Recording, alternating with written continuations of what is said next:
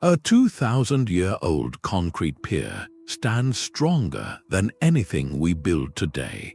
This is the enduring mystery of Roman concrete, a material that defies the relentless decay that claims our modern structures. By the end of this exploration, you will understand the precise chemical secrets that give this ancient stone its near-magical longevity, and why our best engineers still cannot fully copy it. What forgotten reaction occurs inside a Roman harbor wall that lets it heal its own cracks? How did a volcanic ash and seawater recipe create a substance meant to last for eternity? What does it say about our own world that we have forgotten how to build things that truly endure? For the Roman engineer, time was the greatest enemy. An empire stretching from Britain to the Sahara did not have centuries to wait for mortar to cure or for stone to be quarried and hauled across mountains. They needed a building material that could be mixed on site, poured into wooden molds, and set quickly into forms of breathtaking strength and ambition. This urgent need for speed and scale forced a complete break from the architectural past. The Greeks had perfected the post and lintel, stacking precisely carved stone blocks with elegant horizontal beams. But this method was slow, limited in span, and demanded immense resources. The Romans looked at that limitation and asked a revolutionary question: what if we could pour stone? The answer was concrete, and it changed the shape of the world. With this fluid stone, Roman builders were liberated from the flat plain. They could now create the soaring arch, the vast vaulted ceiling, and the monumental dome. Picture the interior of the Pantheon, its massive unsupported ceiling a perfect hemisphere of poured concrete, an architectural feat that would not be surpassed for over 1,000 years. This was not merely a new style, it was a new kind of space, grand and public, designed to inspire awe in every citizen who entered. But this innovation was born from hard practical needs. To supply the city of Rome, they needed massive ports like Ostia, with breakwaters that could withstand constant saltwater assault. To move armies, they needed bridges and aqueducts that spanned rivers and valleys without collapsing. To administer their territories, they needed basilicas, forums, and warehouses erected not over generations, but within a single political lifetime. Concrete was the tool that made this imperial velocity possible. Every harbor built, every road laid, every aqueduct raised was a statement in solid stone. It declared control, stability, and a civilization built to endure. The recipe for their concrete, therefore, was not born in a quiet laboratory. It was forged in the dust and urgency of 1,000 construction sites, from the sun-baked sands of Caesarea to the volcanic hills of Pompeii, where the need for a material that could defy both time and the elements was not a philosophical ideal, but an imperial command. The cornerstone of this imperial concrete was not a secret ingredient, but a secret place. It was found in the shadow of a sleeping giant, Mount Vesuvius, in the dark volcanic soil of a town called Pozzolana. For the Romans, this was not just ash, it was a miracle powder. When their builders mixed this gritty, gray material with slaked lime and water, something extraordinary happened. The mixture did not just dry, it underwent a chemical transformation, hardening even when submerged in the sea. This was the birth of hydraulic concrete, a material that could conquer water itself. For an empire dependent on ports and aqueducts, this was not a convenience, it was a strategic revolution. They named the ash Pozzolana after its source, and it became the non-negotiable heart of their entire building code. But what was in this ash that gave it such power? Modern geology reveals the answer lies in its mineral composition. Pozzolana is incredibly rich in two key compounds, silica and alumina. To understand why this matters, think of ordinary lime mortar. It cures by slowly absorbing carbon dioxide from the air, a process that is slow and can be halted by water. But silica and alumina are highly reactive. When mixed with lime and water, they launch into a frantic, long-term chemical dance. They do not just dry, they react, forming a complex web of stable, interlocking crystals. This is the true genius of the Roman recipe. They were not simply making a paste to hold rocks together. They were engineering a slow-motion chemical reaction that would build strength for centuries. The Romans became master prospectors of this volcanic treasure, sourcing it not only from Pozzolana but from deposits across their territories, from the hills of Germany to the coasts of North Africa. They understood empirically what we now know chemically, that the right ash created a stone that was born in fire and forged by water, a material meant for eternity. This volcanic secret was the first half of a perfect chemical equation, but the catalyst, the element that would unlock its full potential, was still to come. Yet this volcanic ash was only a potential, a sleeping giant waiting for its partner. To awaken its power required a second ingredient, one born from a process as dangerous as it was transformative. The Romans called it lime, and its creation was a spectacle of raw elemental force. They began with limestone, a common stone quarried from hills across the empire. This stone was then fed into roaring kilns, subjected to temperatures that would make a blacksmith's forge seem tame. For days, the limestone burned, not with flame, but in a searing, chemical fire that drove off everything but its most essential spirit. What emerged was no longer stone. It was quicklime, a white, powdery substance of deceptive calm. To the touch, it was caustic, capable of severe burns, and it hissed with a latent, furious energy, thirsting for the one thing it had just lost: water. This was the moment of controlled violence known as slaking. When water was poured onto quicklime, the reaction was not gentle. It was an explosive reunion, releasing clouds of steam and intense heat, enough to boil water or even ignite wood if not managed carefully. The material would swell and crackle, transforming from a deadly powder into a smooth, plastic putty called slaked lime. This putty was the true binding heart of Roman concrete, the sticky, calcium-rich glue that would hold everything together. Chemically, this entire cycle was a brilliant manipulation of nature's own processes. Limestone is primarily calcium carbonate. Burning it drives off carbon dioxide, leaving behind calcium oxide, the quicklime. Adding water converts it to calcium hydroxide, the slaked lime putty. When this putty later mixes with pozzolana and is exposed to air or water, it begins a slow journey back towards its original stone state, but now with the volcanic ash locked permanently within its new crystalline structure. The Romans likely did not think in these precise chemical terms, but their craftsmanship revealed a deep, intuitive understanding. They sought out the purest white limestone for their kilns, knowing impurities would weaken the final bond.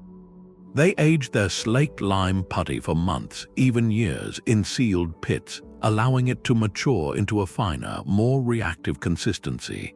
This was not haphazard construction. It was alchemy practiced on an imperial scale. They were taking a soft, sedimentary rock, purifying it through fire and water, and preparing it to become the skeleton of empires. The quality of this lime binder was non-negotiable. It was the essential catalyst, the calcium-rich spark that, when introduced to the reactive silica in the volcanic ash, would ignite a chemical reaction destined to last for millennia. But even this perfect marriage of ash and lime needed one final, counterintuitive element to achieve immortality, an ingredient that would seem like a recipe for disaster to any modern engineer. But the true strength of this concrete was hidden within its very bones. Roman engineers understood that the paste of ash and lime was only half the story. It needed a skeleton. This skeleton was the aggregate, a carefully curated selection of rock and rubble, that transformed the mixture from a brittle glue into a resilient, monolithic stone. They were not just builders, they were geologists of their own landscape, selecting materials based on a deep, empirical knowledge of their properties. In mainland Italy, especially around Rome, they favored the tough, angular fragments of tufa, a volcanic rock, and even crushed brick or pottery. These jagged pieces did not simply sit in the paste, they locked into it, creating a fierce internal grip that distributed weight and resisted cracking. For the massive foundations of the Colosseum, which had to support the shifting weight and thunderous vibrations of tens of thousands of spectators, this choice was critical. The aggregate there was not filler, it was a shock-absorbing, load-bearing matrix. Yet the Romans were not dogmatic. In provinces where volcanic rock was scarce, they adapted brilliantly, using rounded river gravels or hard local stone. An aqueduct pier in Gaul or a bridge in Britain might have a different internal composition, but the principle remained the same.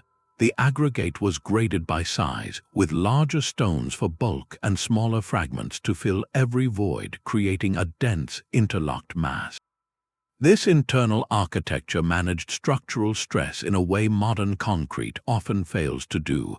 Think of it like a well-made mosaic floor. If you use only tiny, uniform tiles, the surface can crack along a single fault line. But if you carefully set tiles of different sizes and shapes, they support one another, distributing any pressure across the entire network. Roman concrete worked on the same principle, just in 3 dimensions. The aggregate provided the compressive strength to bear immense loads, while the reactive paste wrapped each piece in a growing sheath of crystals, bonding it all into a single, inseparable entity. This was not random rubble tossed into a mixer, it was a purposeful, engineered inclusion.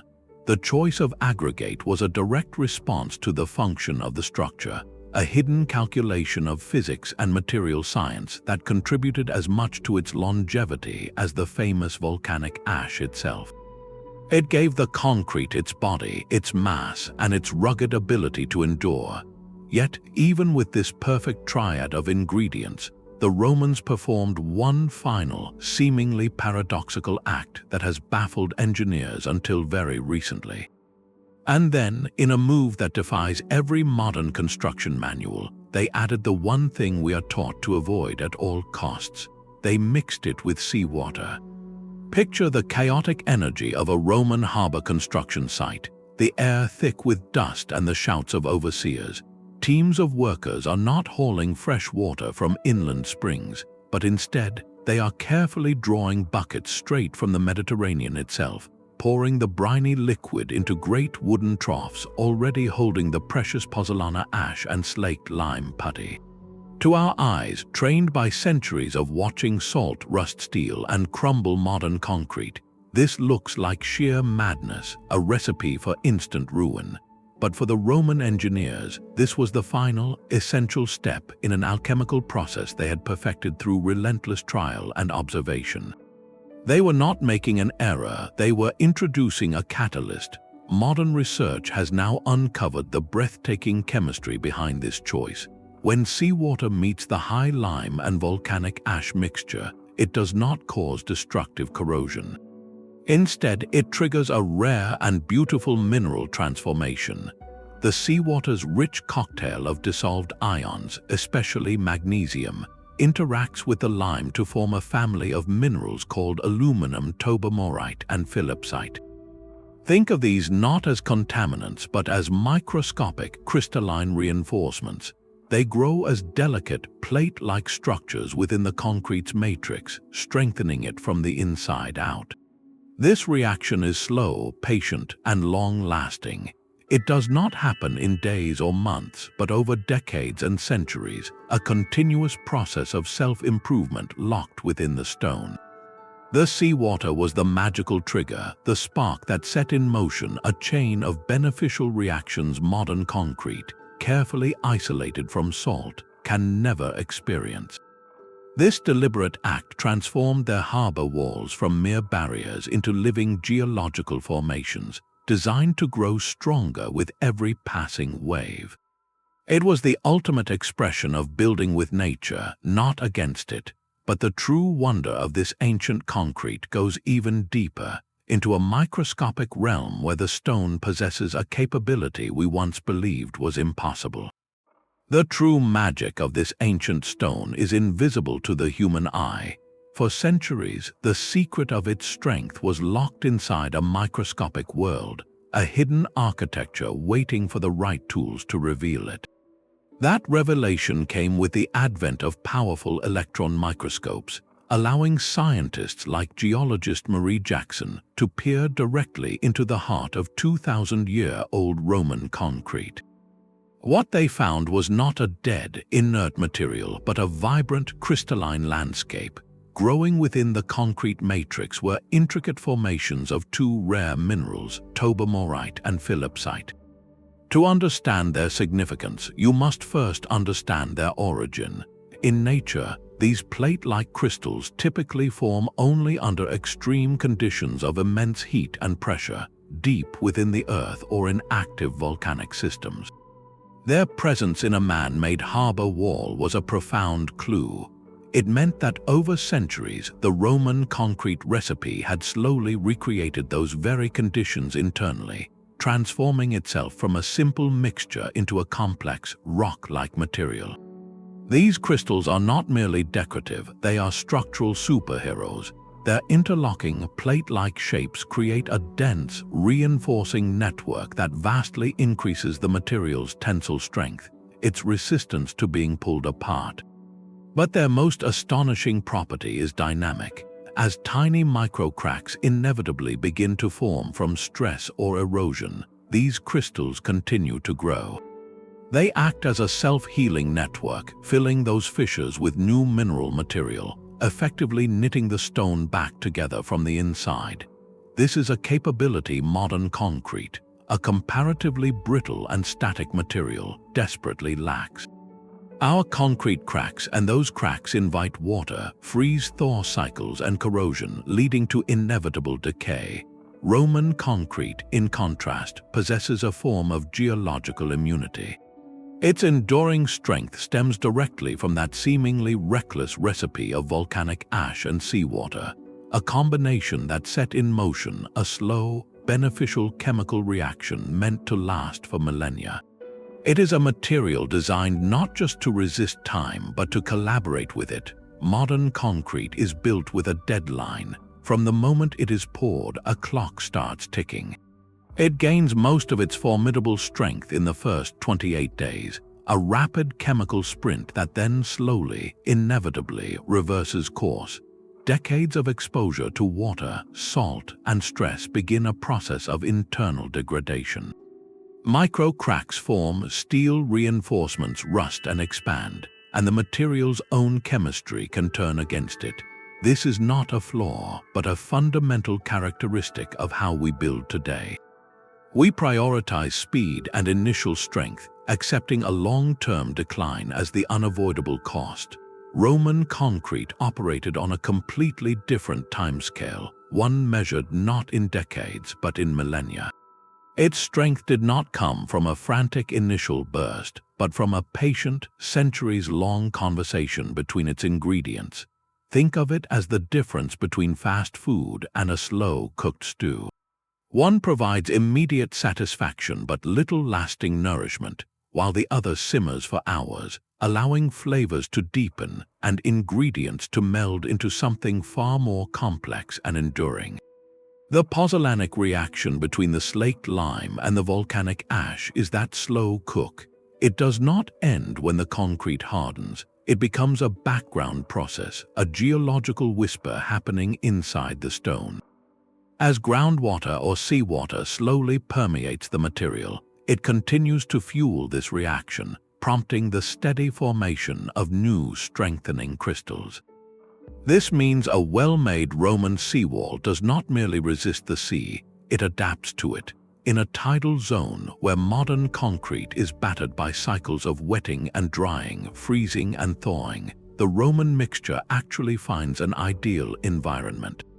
The constant flow of mineral-rich water through its pores is not an attack, it is a nutrient supply, continuously feeding the internal growth of tobermorite and philipsite crystals that fill voids and stitch microfractures. The structure becomes more dense, more interlocked, and more resilient with every passing century. This is why the most stunning examples of its longevity are not found on dry land, but in the sea. The concrete breakwaters at the harbors of Caesarea in Israel and Portus near Rome have spent 2,000 years submerged in the Mediterranean's salty embrace. They have been scoured by currents, encrusted by marine life, and pounded by countless storms. And yet, core samples extracted from their hearts reveal concrete that is not just intact, but often stronger and more cohesive than the day it was poured. The sea, the very element we shield our structures from, became the eternal caretaker of theirs. This profound understanding of material and environment led them to build their most audacious and enduring monuments exactly where the challenge was greatest. The Mediterranean coast holds monuments to this ancient alchemy. At Portus Cosanus, a harbor built under Emperor Augustus to serve the great city of Rome, the sea tells a story of endurance. Its massive concrete breakwaters were not placed gently into calm water, they were cast directly into the violent surf, a deliberate challenge to the ocean's power. For 2,000 years, winter storms have hurled waves against these blocks, and the salt water has seeped into every pore. Today, those same blocks remain, not as crumbling ruins but as robust, algae-crowned platforms that still define the harbor's shape. Geologists drilling core samples from their centers have found the concrete to be in remarkable condition, its interior often harder and more cohesive than the day it set. This is not passive survival, it is active collaboration. The very seawater meant to destroy it has instead continuously fed the slow growth of strengthening minerals, turning each block into a self-maintaining fortress. The same story unfolds halfway across the Mediterranean, at King Herod's magnificent harbor of Caesarea Maritima. Here, Roman engineers faced an even greater challenge, building a vast artificial port on a coastline with no natural shelter. Their solution was audacious, constructing enormous wooden forms directly in the open sea, then filling them with a fluid concrete mixture. When the forms were removed, they left behind a labyrinth of concrete piers and breakwaters that created a calm haven from the open water. Modern divers exploring these sunken ruins find them not dissolved or crumbled, but standing firm on the seafloor, their surfaces now a thriving ecosystem of corals and marine life. The concrete has become part of the living reef. Scientific analysis of samples from both sites provides the definitive proof, revealing dense networks of tobermorite and philipsite crystals within the material. These harbors are far more than archaeological sites. They are the world's longest-running laboratory experiments. The chemical reactions begun by Roman laborers mixing volcanic ash and seawater are still subtly progressing, a testament written not on parchment, but in the silent, enduring language of stone and mineral. They stand as the ultimate validation of a recipe that understood time as a builder, not a destroyer. From the enduring embrace of the sea, we look to the sky, to a structure that captures the heavens themselves. The Pantheon in Rome is not merely a building, it is a single, breathtaking volume of space, crowned by the world's largest unreinforced concrete dome. For nearly 2,000 years, this vast ceiling has hung suspended over the heads of millions, a silent, monumental challenge to gravity and time. Its survival is a direct testament to the Roman understanding of their material, not as a uniform substance, but as a medium to be sculpted with geological intelligence. The dome's construction reveals a masterclass in material grading. The engineers did not use the same heavy, dense concrete mix from the foundation to the summit. Instead, they tailored the recipe with deliberate precision.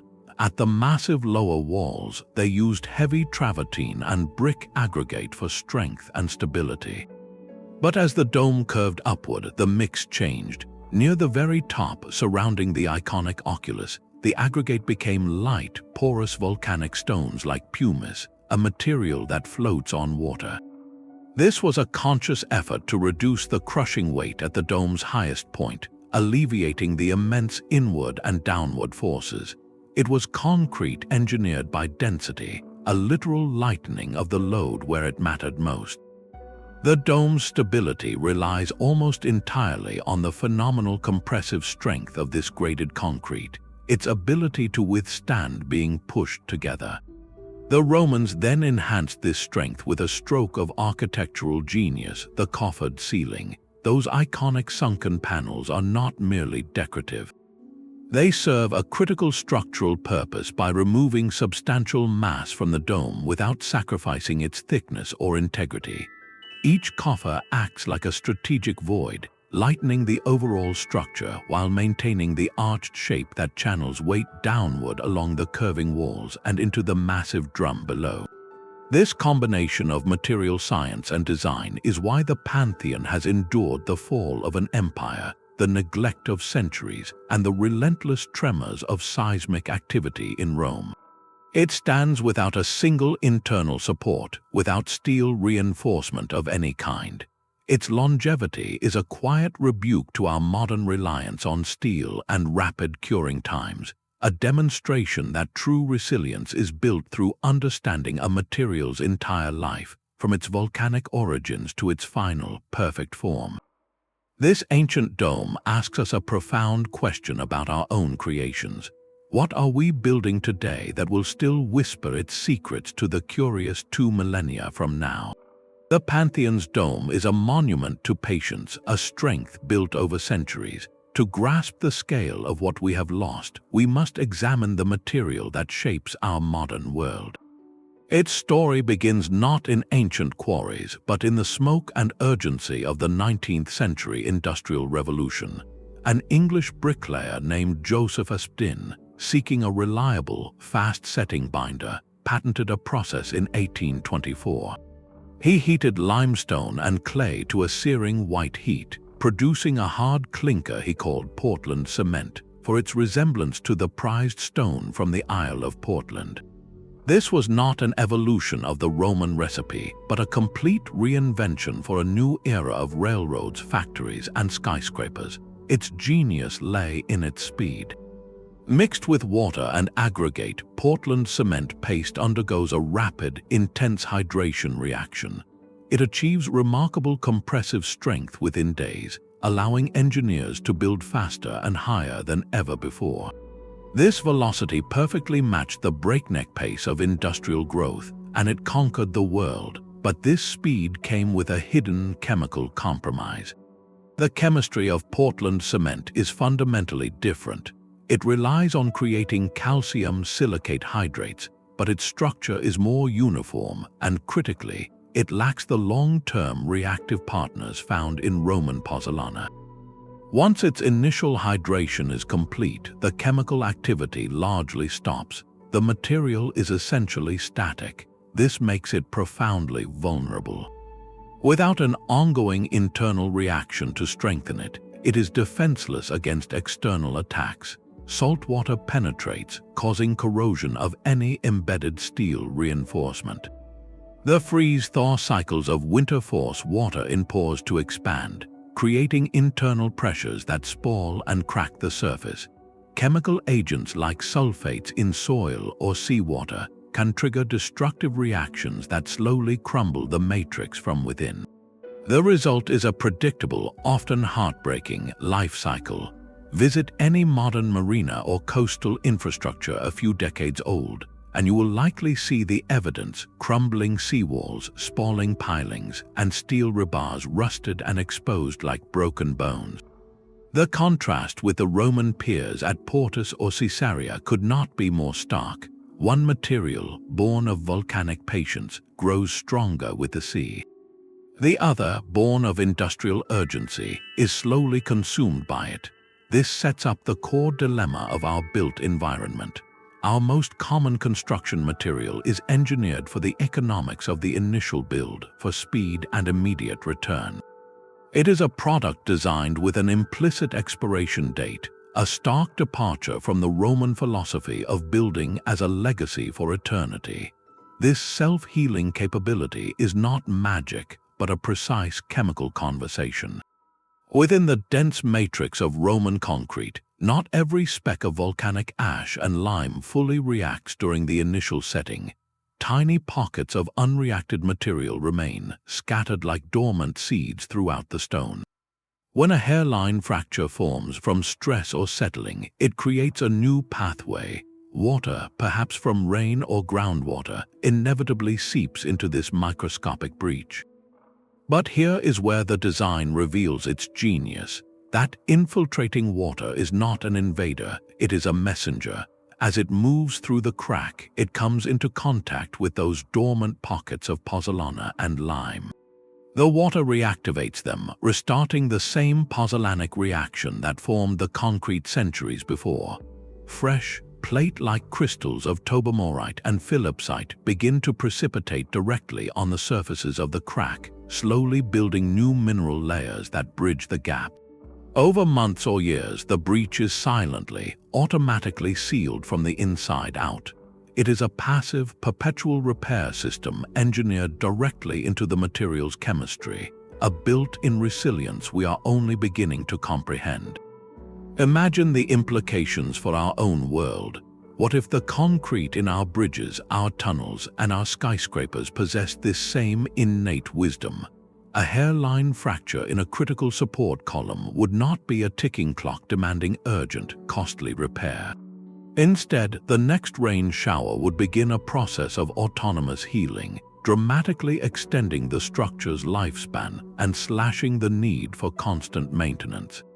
This natural blueprint is the holy grail for modern material scientists, a vision of infrastructure that cares for itself, inherited from builders who thought in centuries, not quarterly reports. Our modern world builds with fire. To create the strongest concretes for skyscrapers and bridges, we often subject them to a process called steam curing, where the freshly poured material is bathed in high-temperature steam for hours or days. This energy-intensive treatment forces a rapid gain in strength, mirroring our industrial need for speed. The Roman approach could not be more different. Their concrete gained its legendary strength not through applied heat, but through a patient internal warmth generated by the chemistry of the recipe itself. This is the mystery of thermal activation through time. When Roman workers slaked their quicklime on site, that violent reaction with water released a tremendous burst of heat. Then, as the pozzolana ash began its long dance with the lime paste, the ongoing pozzolanic reaction itself is exothermic, meaning it gently produces its own heat. Now, imagine this mixture poured into the massive wooden formwork for a harbor block or an aqueduct pier. That thick, insulating mass of concrete would trap this internally generated warmth, creating a stable, slightly elevated temperature environment that could persist for months or even years as the structure slowly cured. This was not an oven, but a slow cooker, maintaining the ideal conditions for those complex tobermorite and philipsite crystals to nucleate and grow in an orderly, robust fashion. The concrete cured with the rhythm of the seasons, locked within the belly of the structure it was becoming. This slow, ambient process stands in stark contrast to our high-energy steam chambers.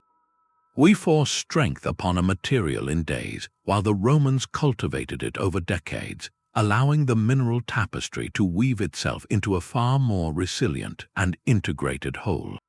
The thermal mass of their own monuments became the kiln, and time itself was the fuel. This presents a profound logistical challenge for any modern attempt at true replication. Our entire construction economy is engineered around rapid turnover, where a building must be watertight in weeks and generating revenue within months. We simply do not have the cultural or economic patience to pour a foundation and then wait a century for it to reach its optimal strength. The Roman recipe demands a relationship with time that our world has largely forgotten, asking us to build not just for the next fiscal quarter, but for the next millennium. The Roman recipe was not a secret whispered among masons, it was a published public document. In the 1st century before the Common Era, the military engineer and architect Vitruvius wrote a 10-volume treatise titled De Architectura. Within its pages, he dedicates entire sections to concrete, detailing not just its use but its precise formulation. He specifies exact ratios for mixing the volcanic ash, known as Pozzolana, with lime and aggregate. He even offers geographic guidance, praising the ash from specific regions around the Bay of Naples and noting the inferior quality of materials from other locales. This is not the language of lucky accident. It is the language of a standardized, tested, and codified engineering practice. Vitruvius was writing a manual for the empire's builders, a set of reproducible instructions meant to ensure consistent quality from Britain to Syria. His work suggests a deep, empirical understanding, a science built from generations of observing what worked and, crucially, what did not. They knew that ash from Pozzolana created a superior hydraulic concrete, while ash from elsewhere might produce a weaker result. They understood that aging slaked lime improved its performance and that mixing with seawater was essential for maritime works. This was knowledge honed through relentless experimentation, systematically recorded and disseminated. So, was it simply geographic luck that they had the perfect ash on their doorstep? That fortune provided the raw ingredient, but it was Roman engineering genius that recognized its potential, refined its use, and built an entire architectural revolution upon it. They turned a local geological quirk into a global imperial technology. Yet, this expertise had its limits. The quality of Roman concrete could vary dramatically across the empire, often depending on the locally available materials. In provinces far from volcanic deposits, builders had to substitute other materials, and the resulting concrete sometimes lacked the legendary durability of the Italian masterworks.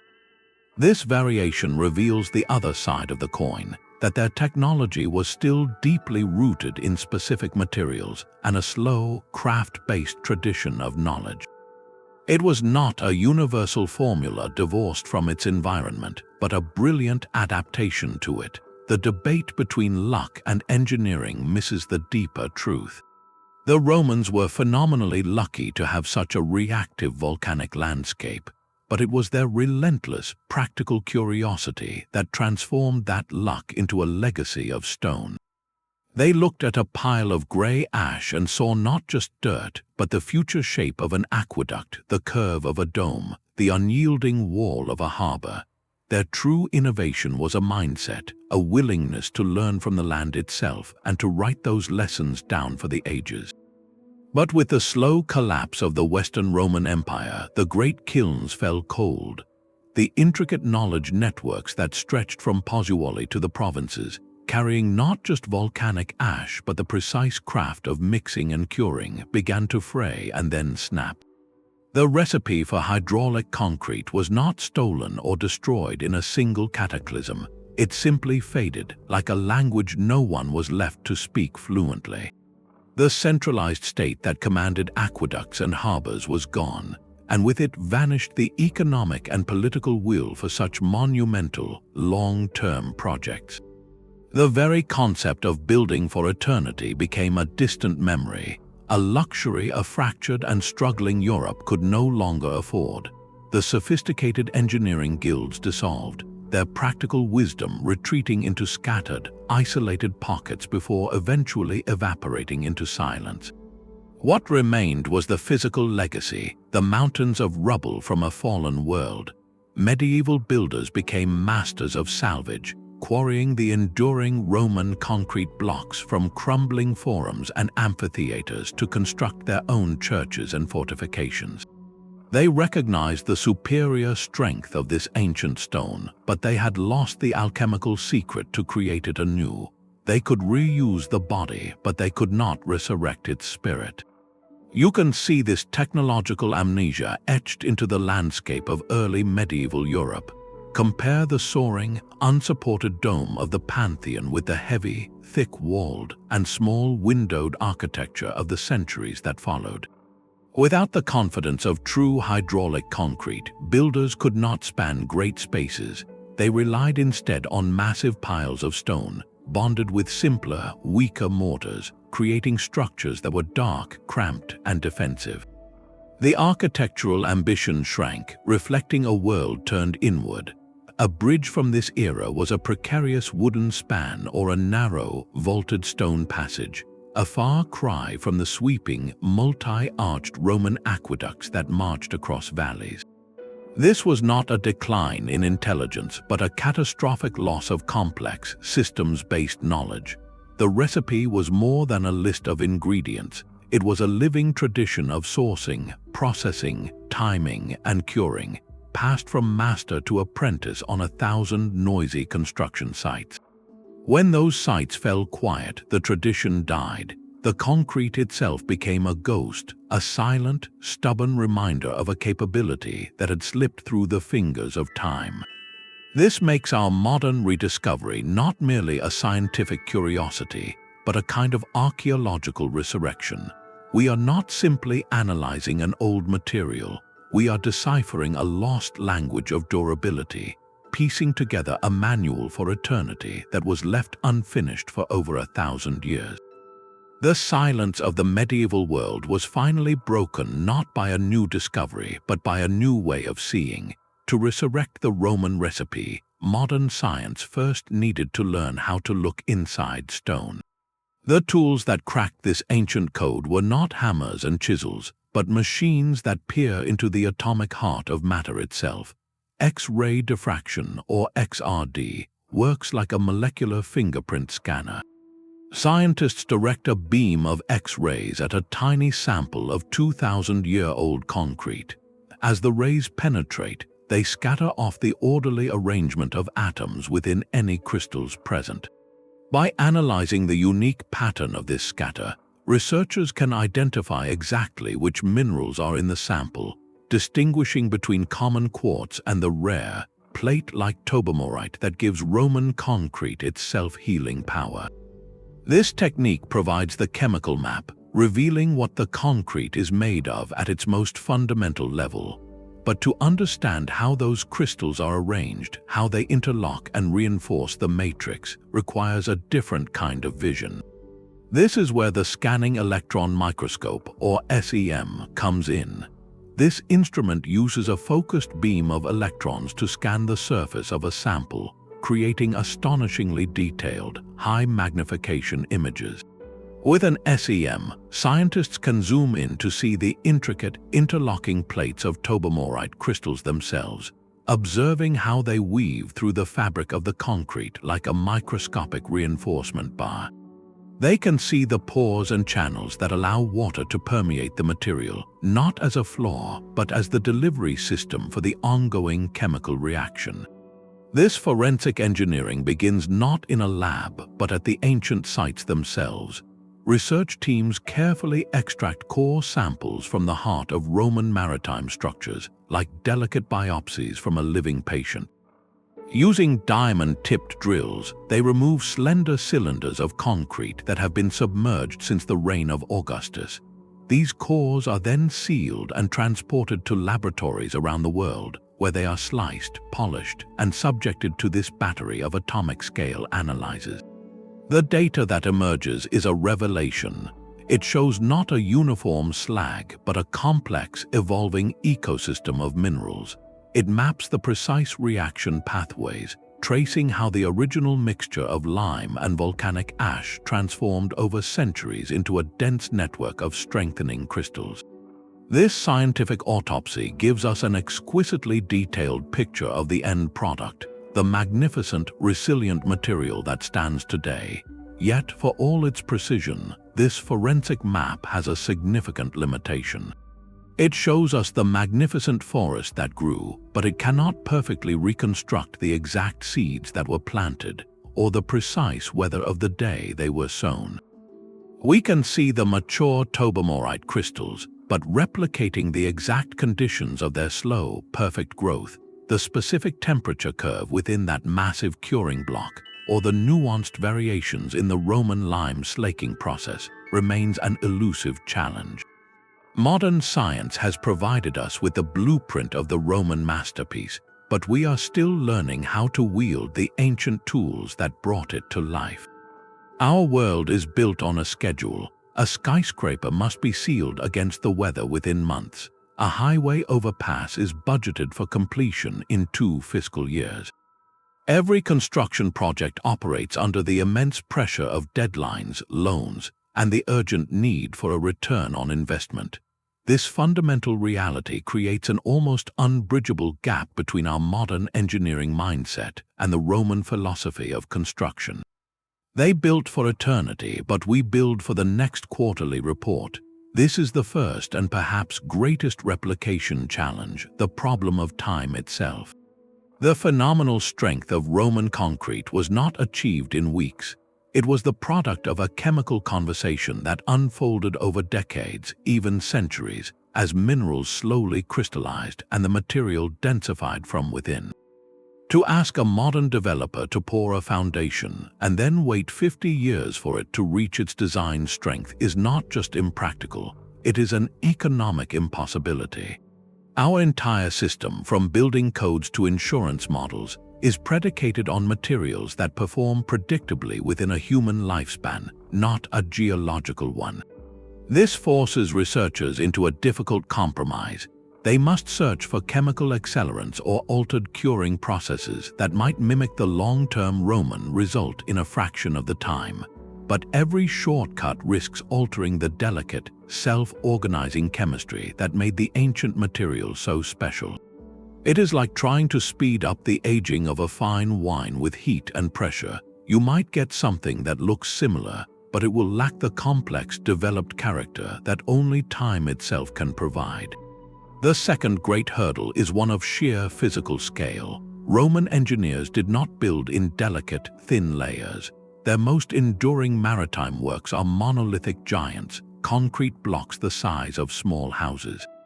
This massive volume was not an architectural choice. It was an integral part of the chemical recipe.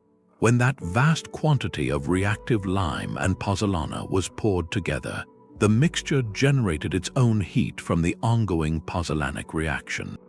This heat was then trapped inside the enormous insulating mass of the block itself, creating a stable, warm, humid environment that persisted for months or years.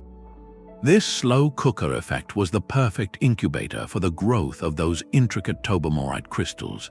The scale of the pour directly enabled the ideal curing conditions. Modern construction, however, often works in the opposite direction. We build with efficiency in mind, using thin, reinforced columns and precast panels to minimize material use and weight. Even a modern dam, while massive, uses concrete that is carefully cooled during curing to prevent cracking from excess heat. Trying to replicate the Roman thermal environment in a slender bridge support or a thin facade panel is a profound engineering puzzle. In a laboratory, scientists can simulate the conditions by curing small samples in warm water baths for extended periods, but scaling that process up to a bustling construction site, with its need for speed and its exposure to the elements, is a challenge of a different magnitude. We are attempting to recreate a process that was born from monumental, patient ambition within a system that values lightness, speed, and minimalism. The very geometry of our modern world works against the ancient formula. These twin challenges of time and scale reveal a deeper truth about the Roman secret. It was not just a list of ingredients, it was a holistic system, a synergy between material, method, and mindset. Their concrete's legendary durability emerged from the marriage of a reactive volcanic ash with a construction culture willing to think in generations. For us, replication is not merely a chemical exercise, it is a cultural one. It asks whether our society, with its focus on immediate results and rapid obsolescence, can rediscover the value of building things meant to outlast us by 1,000 years. The silent, self-healing concrete in the harbor at Caesarea poses this question with every wave that breaks against it. Can we learn to build not just for the present, but for a future so distant we will never see it? Even if we cracked the ancient formula tomorrow, a stark economic reality would stand in the way. The global supply chain for construction is a finely tuned machine built for uniformity and speed. Sourcing a specific type of reactive volcanic ash from a handful of locations worldwide, then shipping it to construction sites on every continent, introduces a logistical complexity and cost that modern project managers are not prepared to bear. Our current system is optimized for Portland cement, a material produced in massive, standardized plants from globally abundant limestone and clay. Switching to a geographically restricted ingredient would upend that entire model, adding expense and uncertainty at every stage. More fundamentally, the slow curing time of Roman-style concrete represents a direct conflict with the velocity of modern life. A developer financing a new waterfront complex cannot wait years for the foundation to reach full strength before beginning work on the floors above. The interest payments alone would make the project untenable. Our economic incentives are powerfully aligned with rapid assembly and quick returns, not with the patient, century-long cultivation of strength. In this light, the Roman recipe appears not just as an ancient technology, but as a critique of our entire philosophy of value, one that prioritizes immediate utility over long-term legacy. Yet this economic friction meets a compelling environmental argument. The production of modern Portland cement is a notoriously carbon-intensive process. The kilns must reach temperatures around 1,450 degrees Celsius to form the essential clinker, a process that accounts for roughly 8% of global carbon dioxide emissions. The Roman method, by contrast, operated at a significantly lower thermal cost. Their lime kilns, while still requiring substantial heat, did not need to approach those extreme temperatures. Furthermore, the pozzolanic ash itself required no calcination. It was simply dug from the ground and used. When you factor in the material's legendary durability, the environmental calculus becomes intriguing. A single seawall that lasts for 2 millennia without repair or replacement represents a staggering reduction in the carbon footprint of maintenance, demolition, and reconstruction over that same period. Imagine the energy and resources saved if our infrastructure did not need to be entirely rebuilt every 50 to 100 years. The Roman approach suggests a model of embodied patience, where the upfront energy investment yields a dividend of resilience paid out over centuries, not decades. This presents us with a profound trade-off, a choice between two different kinds of efficiency. Our current model excels in short-term economic efficiency, minimizing initial time and cost. The Roman model offers long-term ecological and material efficiency, minimizing waste and total resource use over a millennium. The question is whether our societal priorities can stretch to accommodate both. Perhaps the solution is not a wholesale replacement, but a strategic integration. We might reserve true Roman-style concrete for specific, critical infrastructures meant to last for ages, like sea barriers in an era of rising oceans, or the foundations of monuments intended to define a city for 1,000 years. For less permanent structures, the speed of modern methods remains practical. This hybrid approach would require a shift in thinking, a willingness to designate certain projects as heirlooms rather than disposable assets. It asks us to reconsider what we value most, the convenience of the present or the endurance of the future. The silent concrete in the Roman harbor does not demand we rebuild the world in its image, but it does compel us to ask, for what are we building and for how long? The silent endurance of Roman concrete is now a blueprint for a new kind of material intelligence. Modern laboratories are not simply trying to copy the ancient recipe, but to understand its core principle, the idea of a structure that can repair itself. This has led to some of the most fascinating innovations in material science today, inspired by that 2,000-year-old harbor wall. One of the most promising frontiers is bioconcrete. Scientists have developed a special concrete mix that contains dormant, limestone-producing bacteria, along with a food source for them, encapsulated in tiny biodegradable capsules. When a crack forms and water seeps in, it dissolves the capsules, awakening the bacteria. As the microbes metabolize their food, they produce calcite, a natural form of limestone, which precipitates and gradually fills the fracture. It is a brilliant, living mimicry of the Roman mineral growth, using biology to achieve a similar end. The process is slow and delicate, but it represents a profound shift, engineering life itself into the fabric of our buildings to grant them a form of biological resilience. Alongside this living concrete, material scientists are developing sophisticated polymers that operate on a similar principle of triggered repair. These smart materials have tiny capsules or hollow fibers embedded within them, filled with a liquid healing agent. When stress causes a crack, these vessels rupture at the precise point of damage, releasing their contents. The healing agent flows into the breach, where it contacts a catalyst also mixed into the material, causing it to harden and bond the crack closed.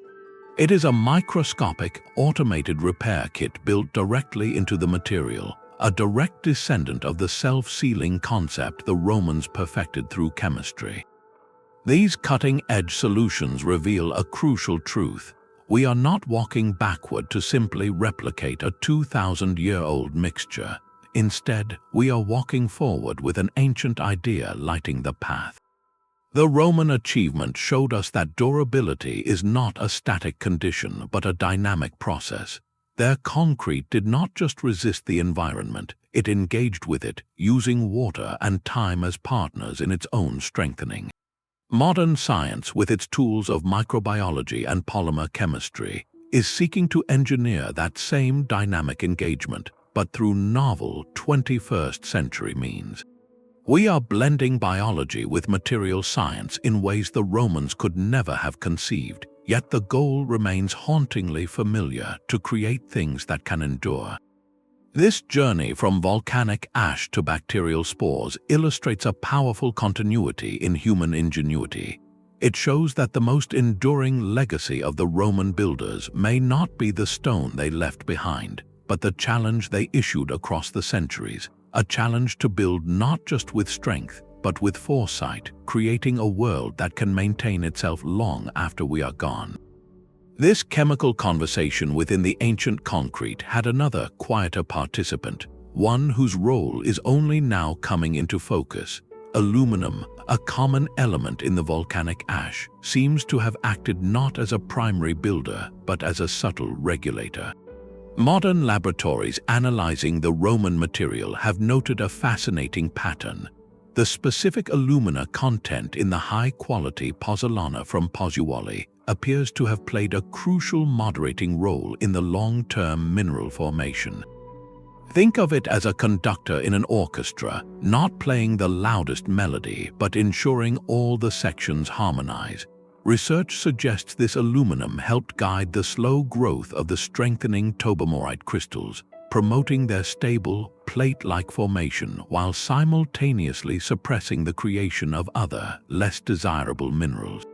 In modern concrete, one of the most destructive failure modes is a reaction involving sulfates from seawater or soil, which can form a mineral called ettringite.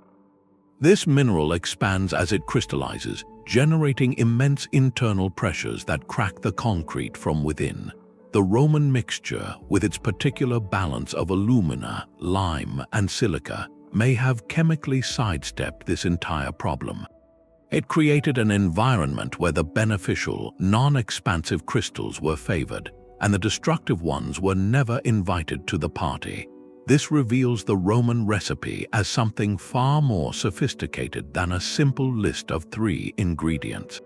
It was a precise geochemical ecosystem where each component played a specific, interlocking role across vast stretches of time. The alumina did not just add strength, it provided stability, ensuring the centuries-long crystallization process remained productive and controlled. This nuance makes the challenge of replication even more profound.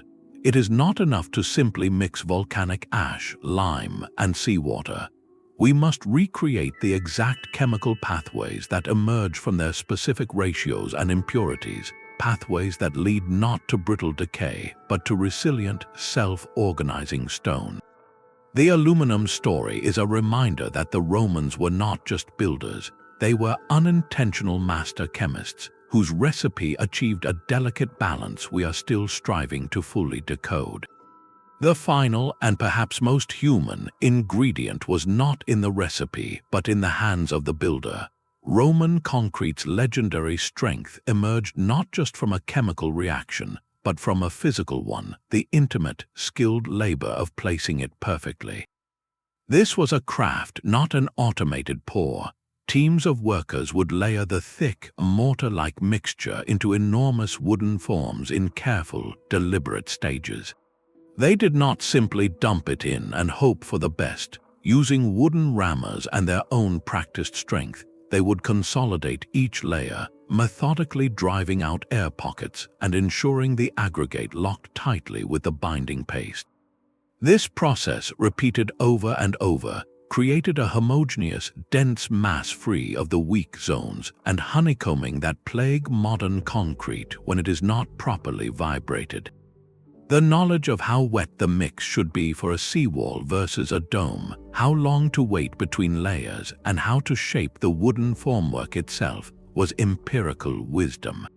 It was learned on the job, passed from master to apprentice through generations of construction guilds. This hands-on expertise was the invisible catalyst that turned a promising chemical formula into a monolithic reality. It represents a fusion of material science and artisanal skill that is incredibly difficult to quantify or replicate in our age of computer model designs and robotic concrete pumps. We can analyze the minerals in their concrete with atomic precision, but we cannot scan the muscle memory of the laborer who knew, by the feel of the mix on his trowel, exactly when it was ready for the form. This lost human element forces us to ask a deeper question about technology itself. Is a breakthrough truly just the formula on the page, or is it also the collective intuition of the countless craftspeople who learned to breathe life into it? Their silent, skilled work is embedded in every surviving block, a testament to the idea that some secrets are not written in text, but in the very texture of things made by hand.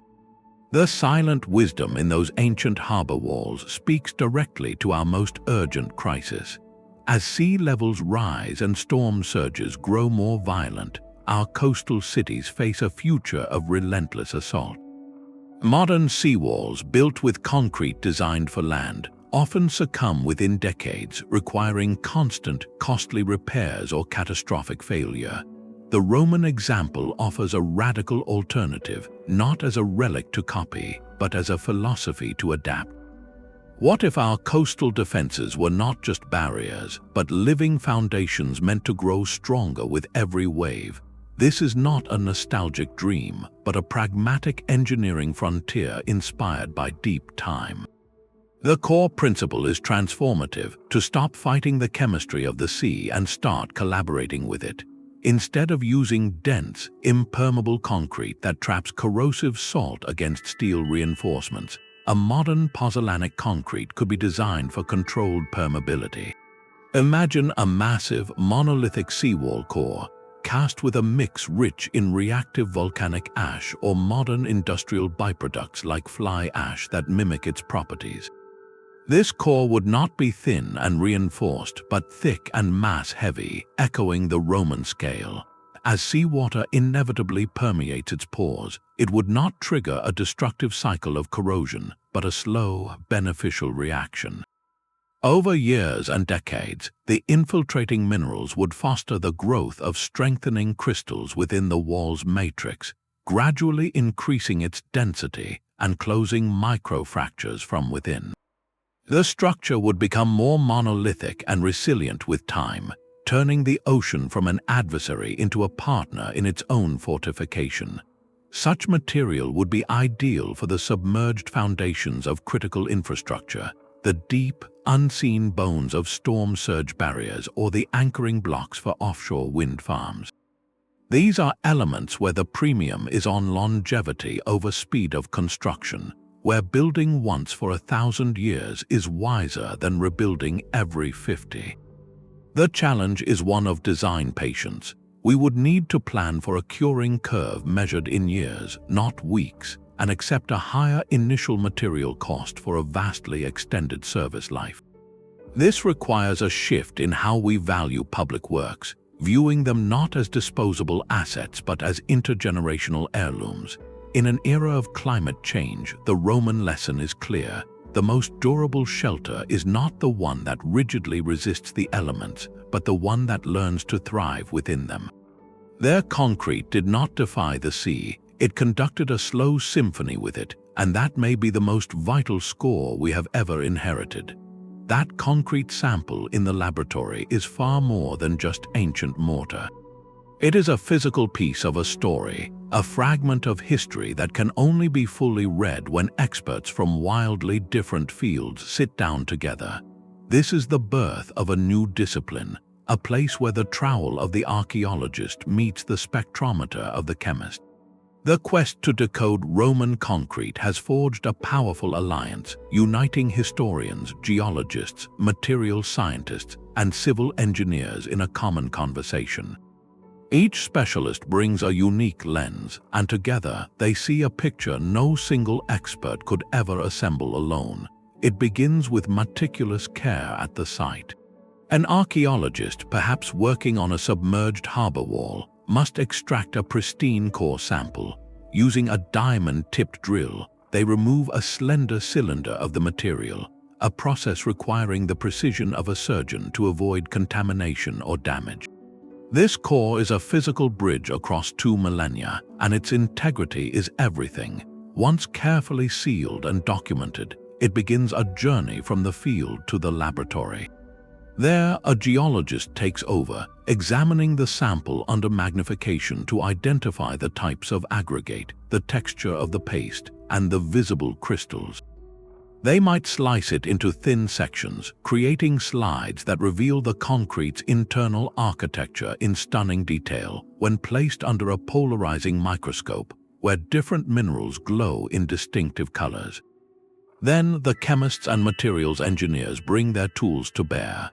They use X-ray diffraction to fingerprint the exact mineral phases present, confirming the presence of tobermorite and philipsite. A scanning electron microscope allows them to zoom in to an almost unimaginable scale, mapping the intricate, interlocking plates of these crystals and understanding how they reinforce the matrix. This collaborative autopsy does more than explain durability. It turns a block of concrete into a historical document. By analyzing the chemical signature of the volcanic ash within a sample from, say, a harbor in Britain, scientists can trace it back to its source, perhaps the hills near Pozzolana. This reveals invisible lines on a map, the sophisticated trade networks that supplied construction sites across the empire with this essential ingredient. The composition of the aggregate tells its own tale, speaking of local geology and the Roman knack for using whatever robust materials were at hand. Even the concrete's internal structure can hint at construction timelines, whether it was poured in a single continuous effort or in distinct phases, reflecting the rhythm and resources of the building project itself. Furthermore, the minerals themselves are environmental recorders. The specific forms of crystals that grew over centuries can hold clues about the temperature and chemistry of the water that permeated the structure, offering a glimpse into the climatic conditions of the past. This synergy transforms our understanding. We are no longer just looking at a ruin, we are reading a biography written in stone and crystal. Each sample is a time capsule, and through this interdisciplinary dialogue, we are learning to open it, discovering not only how the Romans built, but how they thought, traded, and adapted to their world. The concrete's greatest secret may not be its strength, but its story, and we are only now learning how to listen. Yet even this masterpiece of ancient engineering had its limits and its flaws. The enduring image of indestructible Roman concrete is a powerful myth, but the reality on the ground was far more nuanced. For every perfectly preserved harbor block, there are examples of concrete that cracked, crumbled, or failed to meet expectations, particularly in the later centuries of the empire or in its distant provinces.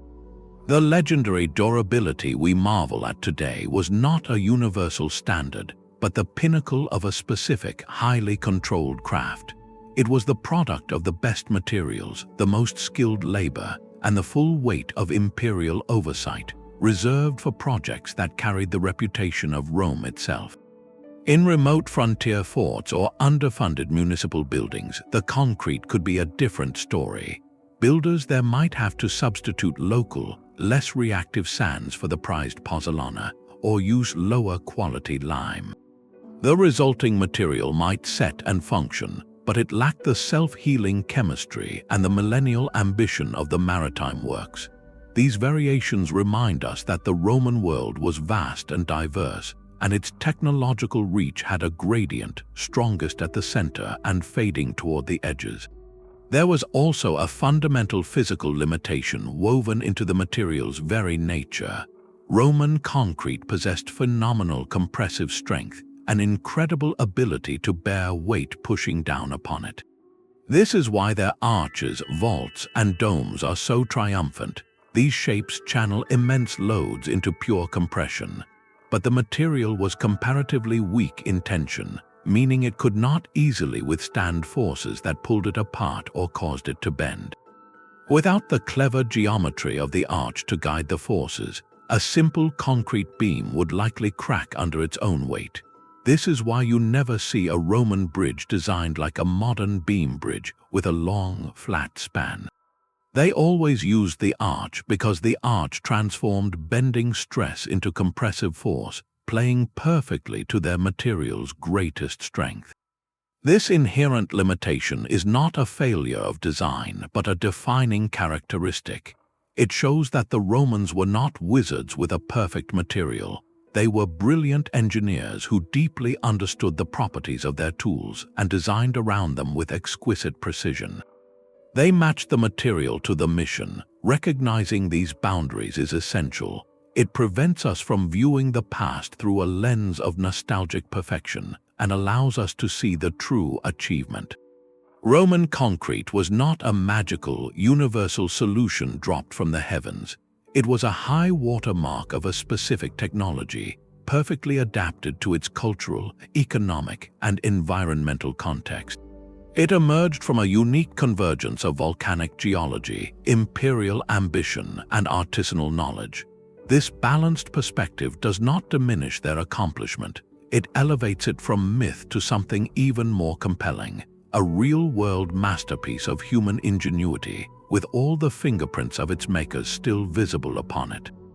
Their concrete was not just a material, but a philosophy made solid. For the Roman mind, the concept of eternitas was not an abstract ideal. It was the very foundation of their architectural ambition. This was a civilization that saw itself not as a temporary arrangement, but as the enduring order of the world. When they poured a harbor wall or raised an aqueduct, they were not solving a problem for the next 50 years. They were etching their presence into the landscape of forever. This mindset shaped every decision, from the painstaking sourcing of volcanic ash to the acceptance of a construction timeline that spanned generations. They built with the confidence that their work would become the bedrock for future ages, a gift to citizens not yet born. This stands in stark contrast to a modern economic model, often driven by planned obsolescence and short-term return. Our systems frequently incentivize the opposite, building to a budget and a schedule that prioritizes immediate utility over intergenerational legacy. A bridge is calculated to last a certain number of decades before major refurbishment. A building is often valued more for its real estate potential than its potential to become a monument. This is not a judgment, but a reflection of different values embedded in time. The Roman approach asks a profound question of us today. What does it say about a society that chooses to invest in infrastructure meant to outlast empires? It speaks of a deep cultural confidence, a belief in continuity so powerful that it willingly shoulders the greater initial cost and patience required for a 1,000-year reward. Their concrete was an act of faith in the future, a declaration that their civilization was worth the most durable materials they could devise. We are the beneficiaries of that faith, still walking across their bridges and marveling under their domes. Yet we are also the architects of our own landscape, making daily choices about the permanence we choose to engineer. Do we build highways that will need to be replaced in our children's lifetimes? Or do we invest in the deeper foundations of a transit system that could serve our great-grandchildren? The Roman harbor does not demand we copy its recipe, but it does challenge us to reclaim its perspective. It invites us to consider what in our own world is worthy of that same vow to eternity, to identify the projects and principles that deserve the kind of investment that only pays its full dividend to a future we will never see. In the silent, self-healing stone, we find a mirror for our own ambitions. What will our concrete say about us 2,000 years from now? That symphony of materials and time leaves us with a question that echoes beyond the laboratory. We have unraveled the chemical labyrinth, from the volcanic soil of Pozzolana to the self-healing crystals within a 2,000-year-old seawall. The secret was never a single, lost ingredient, but a holistic system, a perfect alignment of specific geology, patient chemistry, and a cultural mindset that measured success in millennia, not months. Modern engineering may never pour an exact replica for a downtown skyscraper, bound as we are by the economics of speed and the scale of our ambitions. Yet the lessons etched into that ancient stone are now actively shaping our material future. They push us toward concrete that can repair its own cracks, whether through embedded bacteria or smart polymers, and toward formulations that seek durability over mere initial strength. The intact Roman pier is far more than a picturesque ruin. It is a perpetual challenge and a profound inspiration.